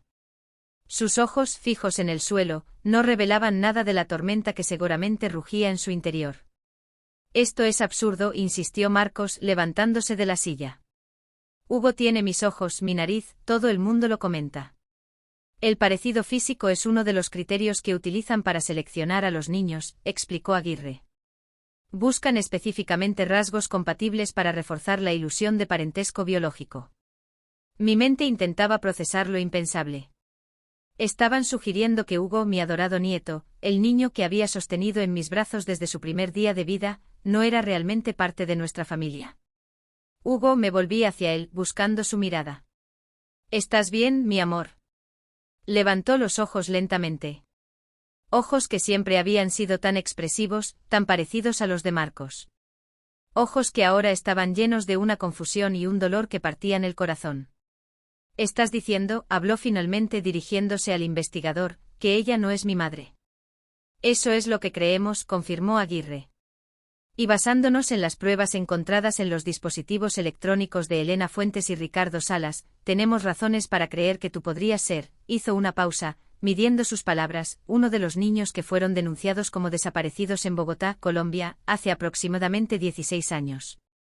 La habitación pareció girar a mi alrededor. Marcos se tambaleó buscando apoyo en la pared más cercana. Hugo simplemente cerró los ojos, como si intentara esconderse de una realidad demasiado abrumadora. continuó Aguirre sacando una fotografía de la carpeta, un caso particular que coincide notablemente. Mateo Herrera, secuestrado de su cuna en un hospital de Bogotá cuando tenía apenas 3 días de vida. Los análisis preliminares de las fotografías sugieren un alto grado de compatibilidad facial. Deslizó la fotografía sobre la mesa. Era la imagen de un hombre y una mujer jóvenes sonriendo a la cámara, sosteniendo a un recién nacido. La fecha en la esquina indicaba 16 años atrás. La familia Herrera nunca ha dejado de buscar a su hijo, añadió la inspectora Serrano con voz suave. Durante 16 años han mantenido la esperanza. Hugo miró la fotografía, pero no la tocó como si temiera que le quemara los dedos. Vi el temblor en sus manos, la manera en que su respiración se había vuelto superficial y rápida. Necesitamos tu autorización, Marcos, dijo Aguirre, para realizar pruebas de ADN que confirmen o descarten esta posibilidad. Esto es una locura, murmuró Marcos, pasándose las manos por el pelo en un gesto de desesperación. Mi mujer es una delincuente, mi matrimonio una farsa, y ahora me dicen que mi hijo, podría no ser mi hijo. Es demasiado. Me levanté entonces sintiendo una fortaleza que no sabía que tenía. La mujer que había temblado ante las amenazas de Valeria semanas atrás parecía pertenecer a otra vida. Si hay la más mínima posibilidad de que esto sea cierto, dije con firmeza, tenemos la obligación moral de averiguarlo. Por Hugo, por esa familia que ha sufrido 16 años sin saber, y por nosotros mismos. Hugo me miró con una mezcla de miedo y gratitud. En aquel momento no importaba cuál fuera su origen, era mi nieto, el niño al que había amado desde que era un bebé, el joven que había arriesgado todo para ayudarme a descubrir la verdad sobre Valeria. Quiero hacerlo, dijo finalmente, su voz pequeña pero decidida. Quiero saber la verdad, toda la verdad. Marcos se acercó a su hijo porque, independientemente de la genética, eso es lo que Hugo era para él, y le puso una mano en el hombro. Lo que tú decidas, hijo. Estamos juntos en esto. Las siguientes 48 horas transcurrieron en una especie de limbo emocional. Volvimos a mi piso en Triana. Ninguno de los tres era capaz de enfrentarse al regreso a la urbanización Palmera Real y a sus recuerdos contaminados. Las muestras de ADN se tomaron esa misma tarde. Un bastoncillo en la mejilla, un procedimiento tan simple para algo tan trascendental. Por la noche, mientras Marcos finalmente sucumbía al agotamiento en el sofá, encontré a Hugo sentado solo en mi pequeño balcón, mirando las luces de la ciudad. ¿Puedo acompañarte?, pregunté suavemente. Él asintió, moviéndose para hacerme sitio. Nos quedamos en silencio un largo rato. El único sonido era el distante rumor del tráfico y las ocasionales ráfagas de música que subían desde la calle. ¿Sabes qué es lo más extraño, abuela?, dijo finalmente sin apartar la mirada del horizonte. Parte de mí siempre lo supo. Que ella no era realmente mi madre. ¿Cómo dices? Nunca hubo conexión. Desde que tengo memoria, sentía que estaba interpretando un papel para ella, como si fuera un actor en su obra, no su hijo. Hizo una pausa, tragando con dificultad. Pensé que era culpa mía, que había algo mal en mí, que por eso no podía quererla como se supone que un hijo debe querer a su madre. El corazón se me rompió un poco más. Cuánto sufrimiento silencioso había cargado este niño, creyéndose defectuoso cuando el defecto estaba en aquella mujer, incapaz de amor genuino. No hay nada malo en ti, Hugo, dije, cogiéndole la mano. Nunca lo ha habido. Si resulta que soy ese niño. Mateo continuó pronunciando el nombre como si probara una palabra en un idioma extranjero. ¿Qué significa eso para nosotros? ¿Para papá y para ti? La pregunta que todos evitábamos. El elefante en la habitación. Significa que tendremos que aprender un nuevo capítulo de nuestra historia familiar, respondí cuidadosamente. Pero no cambia quiénes somos el uno para el otro. No cambia los 16 años de amor, de recuerdos compartidos, de vida juntos. ¿Y si ellos, los Herrera, quieren que vuelva con ellos? Son mi familia biológica, tienen derechos. Tú tienes derecho a decidir, dije firmemente. Tienes 16 años, no 3 días. Tu opinión cuenta y cualquiera que te quiera de verdad la respetará. Él asintió pareciendo un poco más tranquilo. ¿Sabes qué es lo irónico? Siempre me he sentido más conectado contigo que con ella. Tal vez, de alguna manera, mi corazón sabía la verdad antes que mi cabeza. Esa noche, mientras veía a mi nieto finalmente dormido en el cuarto de invitados, me pregunté sobre los extraños caminos del destino. Como el mal, a veces, sin quererlo, abre la puerta a un bien mayor. Valeria Elena había entrado en nuestras vidas como una tormenta destructiva, pero quizás de las ruinas surgirían verdades sanadoras, aunque dolorosas. Al amanecer del tercer día, recibimos la llamada que lo cambiaría todo. Los resultados preliminares del ADN estaban listos, acelerados por la naturaleza urgente del caso y la implicación internacional. La inspectora Serrano solicitó nuestra presencia en la comisaría inmediatamente. El viaje en taxi transcurrió en silencio, cada uno perdido en sus propios pensamientos. Hugo llevaba una pequeña mochila. Antes de salir, me había enseñado lo que había dentro, su osito de peluche más antiguo, un álbum de fotos de su infancia y un dibujo que le había hecho a Marcos cuando tenía 5 años. Amuletos contra lo desconocido que nos esperaba. En la comisaría nos condujeron a una sala diferente, más amplia y formal que la anterior. Además de la inspectora Serrano y el inspector Aguirre, había otras personas, un hombre de traje que se presentó como representante del consulado colombiano, una mujer de mediana edad que era trabajadora social y un joven que parecía ser un intérprete, aunque todos hablábamos español. Gracias por venir tan rápidamente, comenzó la inspectora. Sé que están ansiosos por los resultados, así que iré directa al grano. Las pruebas de ADN confirman con un 99,8% de certeza que Hugo Castillo es, biológicamente, Mateo Herrera, el niño secuestrado en Bogotá hace 16 años. A pesar de que en el fondo lo esperábamos, la confirmación cayó como un mazazo. Marcos cerró los ojos un momento con la respiración agitada. Hugo permaneció perfectamente quieto, su rostro una máscara impenetrable. ¿Y ahora qué pasa?, preguntó Marcos finalmente. El representante consular se aclaró la garganta. La familia Herrera ha sido notificada. Están, como pueden imaginar, abrumados por la emoción. Han esperado este momento durante 16 años. Están aquí. ¿Aquí? La voz de Hugo sonó pequeña, vulnerable. Llegaron anoche a Sevilla, confirmó el hombre. Están alojados en un hotel cercano, esperando instrucciones sobre cómo proceder. Quieren verte, por supuesto, añadió la trabajadora social, pero todos entendemos la complejidad de esta situación. No hay precedentes, no hay protocolos establecidos para casos como este. Estamos en territorio desconocido. ¿Tengo que irme con ellos?, preguntó Hugo, la pregunta que claramente más lo atormentaba. ¿Tengo que dejar a mi a Marcos, a mi abuela? La trabajadora social negó con la cabeza.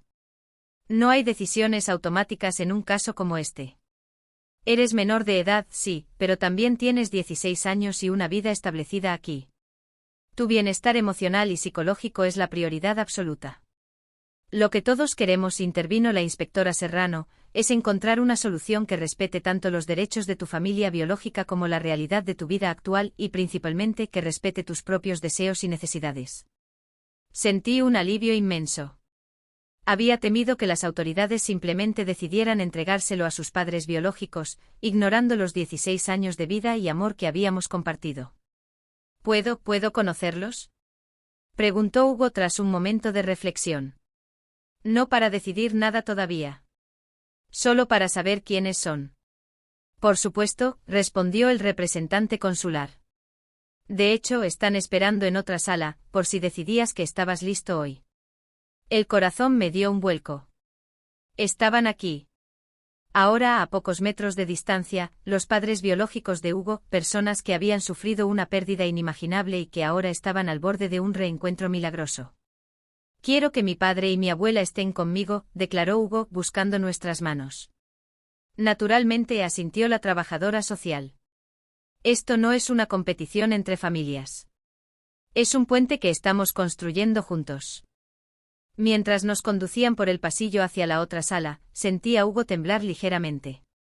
Le apreté la mano, intentando transmitirle una fortaleza que yo misma apenas tenía. Estoy aquí, susurré. Pase lo que pase, estamos contigo. Las puertas se abrieron a una sala sencilla, con sillones dispuestos en círculo. Y allí estaban. Un hombre alto, de pelo oscuro con canas prematuras, una mujer de constitución delgada con los mismos ojos expresivos que Hugo. Ambos se levantaron simultáneamente cuando entramos. Sus rostros eran una mezcla de ansiedad, esperanza y asombro contenido. Por un momento nadie habló, nadie se movió. El tiempo parecía suspendido mientras dos familias, unidas por un hijo compartido a través de circunstancias extraordinarias, se encontraban por primera vez. Fue la mujer quien rompió el silencio con la voz quebrada por la emoción. Mateo, susurró. Y luego, corrigiéndose, Hugo, perdón. Es como te conoces. Está bien, respondió Hugo, su voz apenas audible. Pueden llamarme como quieran. Un primer gesto de generosidad, de reconocimiento. Un pequeño pero significativo puente tendido. El hombre Andrés Herrera, según nos lo presentaron, dio un paso vacilante hacia adelante. No queremos perturbar tu vida, dijo con una sinceridad evidente. Dios sabe que ya has pasado por suficientes trastornos. Solo queríamos verte, saber que estás bien, conocer al joven en el que te has convertido. Siempre supimos que estabas vivo, añadió Sofía, su madre biológica. Nunca perdimos la esperanza. Pero también sabíamos que dondequiera que estuvieras, ya no serías el bebé que nos arrebataron. Serías una persona diferente con una vida propia. Su madurez, su consideración por los sentimientos de Hugo, me impresionaron profundamente. No habían venido a reclamar una posesión, sino a conocer a una persona. Marcos, mostrando una nobleza que me llenó de orgullo, le tendió la mano a Andrés. Gracias por venir, dijo con genuina calidez. Y gracias por su consideración. Hugo es lo más importante en nuestras vidas. Andrés le estrechó la mano, y algo pasó entre los dos hombres, un reconocimiento silencioso del amor compartido por el mismo hijo.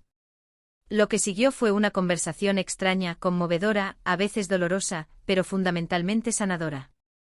Los Herrera nos contaron sobre su búsqueda incansable, las pistas falsas, las esperanzas rotas a lo largo de los años. Marcos compartió anécdotas de la infancia de Hugo, arrancando risas incluso en medio de las lágrimas. Yo aporté historias de cuando era un bebé regordete al que le encantaba que le cantaran nanas. Gradualmente Hugo comenzó a relajarse, a hacer preguntas. Descubrió que tenía una hermana menor, Sofía, nacida 3 años después de su secuestro, que su padre biológico era ingeniero de caminos, como Marcos, que su madre daba clases de música y que él mismo había mostrado talento musical desde pequeño. Siempre me ha gustado el piano, comentó Hugo sorprendido. Di clases un tiempo, pero ella, Valeria, dijo que era una pérdida de tiempo. Tienes los dedos largos como yo, dijo Sofía, su madre, mostrando sus manos. Toda mi familia ha sido de músicos por generaciones. Pequeñas piezas de un rompecabezas de identidad que comenzaban a encajar, no para reemplazar, sino para complementar lo que él ya sabía sobre sí mismo. Al final de aquel primer encuentro, no se tomó ninguna decisión definitiva, ni era necesario. La trabajadora social propuso un plan gradual. Los Herrera se quedarían en Sevilla 2 semanas, durante las cuales Hugo podría conocerlos mejor, en sus propios términos. Después, todos evaluaríamos los siguientes pasos. Queremos ser parte de tu vida, Hugo, dijo Andrés antes de despedirse. Pero no a costa de desarraigar todo lo que conoces y amas. Tal vez con tiempo y buena voluntad, podamos encontrar una forma de ser una familia extendida, no dividida. Mientras salíamos de la comisaría esa tarde, Hugo caminaba entre Marcos y yo con nuestras manos entrelazadas, como cuando era pequeño. El sol de Sevilla brillaba con especial fuerza, como si anunciara el inicio de algo nuevo. ¿Cómo te sientes?, le pregunté suavemente. Meditó un momento antes de responder. Como si toda mi vida hubiera sido un puzzle al que le faltaban piezas importantes. No sabía exactamente qué piezas, solo que algo no encajaba. Y ahora empiezo a ver el cuadro completo. ¿Y qué ves?, preguntó Marcos. Veo que tengo la suerte de ser querido por más gente de la que creía, respondió con una sabiduría que me dejó sin aliento. Veo que a veces, de las peores situaciones, pueden nacer cosas hermosas. Y veo que la familia no va de sangre o de papeles. Va de amor y de verdad. Sus palabras resonaron profundamente en mí. De todas las lecciones que había aprendido en mis 67 años de vida, tal vez esta era la más importante. La verdad, por dolorosa que sea al principio, es siempre el camino hacia la sanación. 3 meses después, en una tarde soleada de primavera, estábamos todos reunidos en la Plaza de España. Todos, Marcos y yo, Andrés y Sofía, la pequeña Sofía que adoraba a su hermano recién descubierto, e incluso mi vieja amiga Carmen, que había sido un pilar durante toda esta odisea. Hugo, en el centro de nuestro peculiar círculo familiar, soplaba las velas de una tarta que celebraba no su cumpleaños, sino su reencuentro. Mientras lo observaba, rodeado de amor desde todas las direcciones, recordé las palabras amenazantes de Valeria en el hospital: la próxima vez será peor. Qué equivocada estaba. No hubo una próxima vez para sus amenazas. En cambio, hubo un nuevo comienzo para todos nosotros, una historia de redención que jamás habría imaginado cuando todo esto empezó. Y así, de un brazo roto, nació una familia sanada. De una mentira cruel, emergió una verdad liberadora. De un acto de maldad, floreció un bien mayor del que cualquiera de nosotros podría haber soñado. Esta es mi historia. La historia de cómo a los 67 años descubrí que nunca es tarde para luchar por la verdad, por el amor, por la familia. Porque al final, esas son las únicas cosas que realmente importan. Han pasado 2 años desde aquel día en el hospital, cuando mi nuera me apretó el brazo roto y susurró aquella amenaza que nunca olvidaré: la próxima vez será peor. Hoy dirijo la Fundación Nuevos Comienzos en el Centro Cívico Las Sirenas, ayudando tanto a personas mayores víctimas de maltrato como a quienes han visto su identidad destrozada por el engaño. Hugo, mi nieto que resultó ser Mateo, ahora vive entre 2 familias que lo aman profundamente, y Marcos ha encontrado la fortaleza para reconstruir su vida y volver a confiar. Y algo que he aprendido a través de esta dolorosa experiencia es que las historias más oscuras pueden transformarse en faros de luz cuando nos atrevemos a enfrentarlas con valentía. Lo que comenzó como un empujón accidental en el mesón El Serranito se convirtió en el catalizador de una verdad que cambiaría nuestras vidas para siempre. Recuerdo cada detalle de aquellos días como si hubieran ocurrido ayer, la forma en que Valeria, o mejor dicho Elena, creaba pequeñas mentiras sobre mi supuesta confusión, el aislamiento gradual al que me sometió, alejándome de mi hijo, controlando mis medicamentos, limitando mi contacto con el mundo exterior. La manera calculada en que planeaba transferir los ahorros de toda la vida de Marcos a cuentas en el extranjero antes de desaparecer para siempre. Y luego la revelación más impactante de todas, descubrir que Hugo, el niño que habíamos amado durante 16 años como parte integral de nuestra familia, había sido secuestrado cuando era apenas un recién nacido en Colombia, como parte de una elaborada trama criminal de la organización La Telaraña, que utilizaba a estos niños para dar credibilidad a sus matrimonios fraudulentos con hombres adinerados. Pero lo extraordinario no fue el descubrimiento del engaño, sino lo que nació de sus cenizas. Donde podría haber surgido odio, floreció la comprensión. Donde podría haber habido división, encontramos la unión. Los Herrera, lejos de arrebatarnos a Hugo, extendieron sus brazos para incluirnos en un nuevo concepto de familia. Andrés, Sofía y la pequeña Sofía no vinieron a reclamar, sino a compartir, a construir puentes donde otros habrían levantado muros. Hoy, Hugo divide su tiempo entre Sevilla y Bogotá. Estudia música, ese talento heredado de Sofía que Elena había intentado suprimir. Marcos y Andrés, 2 ingenieros unidos por el amor al mismo hijo, han desarrollado una amistad que trasciende las extraordinarias circunstancias de su conexión. Y yo, a mis 69 años, he descubierto un propósito que jamás habría imaginado para esta etapa de mi vida. La Fundación Nuevos Comienzos empezó como una pequeña iniciativa en el Centro Cívico Las Sirenas, apenas un grupo de apoyo para personas mayores que habían sufrido maltrato. Pronto creció para incluir asesoramiento legal, asistencia psicológica y, finalmente, un programa especializado para personas afectadas por fraudes de identidad. Trabajamos en estrecha colaboración con la comisaría de Triana, donde la inspectora Serrano sigue siendo una aliada inestimable.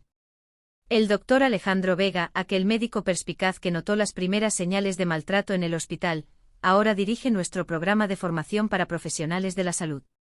Juntos hemos desarrollado un protocolo de detección que ya se ha implementado en 17 hospitales de Andalucía y está siendo adaptado en Colombia gracias a la conexión con los Herrera. Mi viejo amigo Arturo Benítez, el abogado jubilado que me ayudó en los momentos más oscuros, ahora coordina nuestro departamento legal, ofreciendo asesoramiento gratuito a quienes no tienen medios para defenderse. Y mi querida amiga Carmen, que fue la primera en creerme cuando todos dudaban, organiza nuestros eventos comunitarios, creando espacios donde las personas pueden compartir sus historias sin miedo ni vergüenza.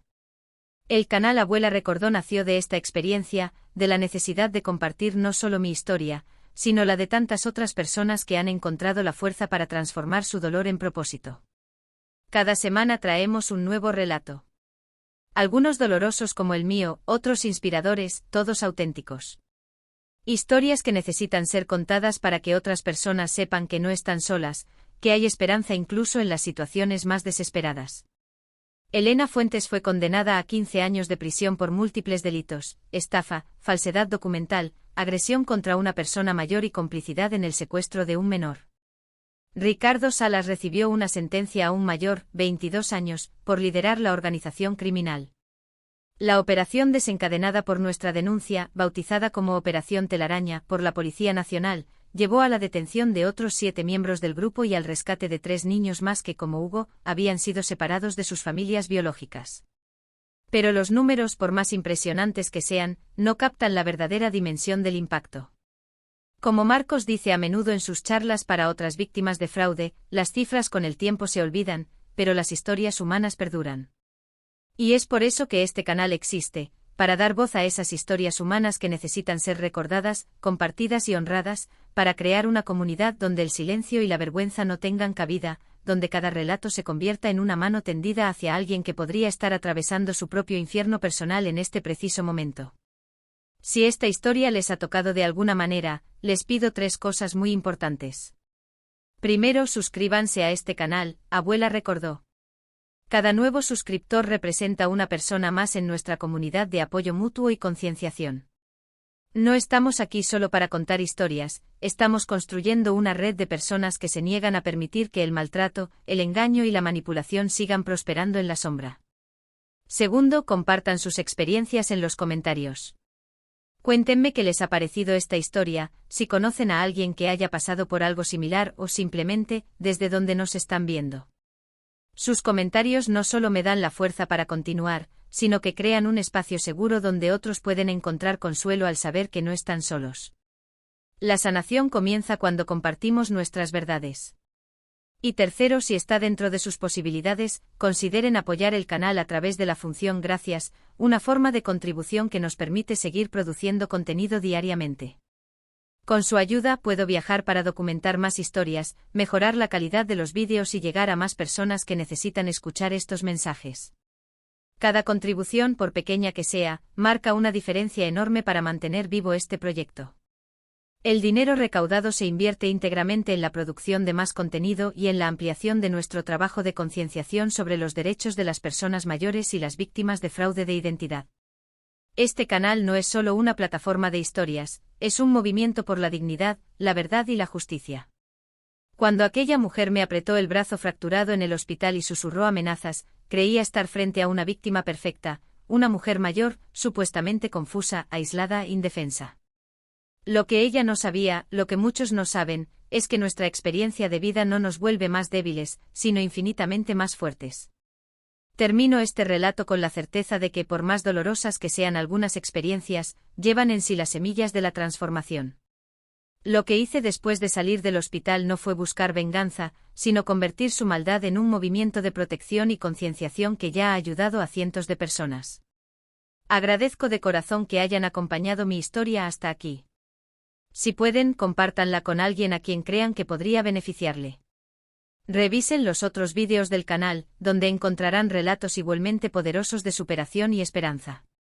Y no lo olviden, siempre son bienvenidos en el canal Abuela Recordó, donde creemos que cada recuerdo, cada experiencia, incluso las más dolorosas, tiene el poder de iluminar el camino de otras personas. Hasta el próximo vídeo con otra historia que merece la pena ser recordada. Soy Soledad Castillo, y esta es mi verdad.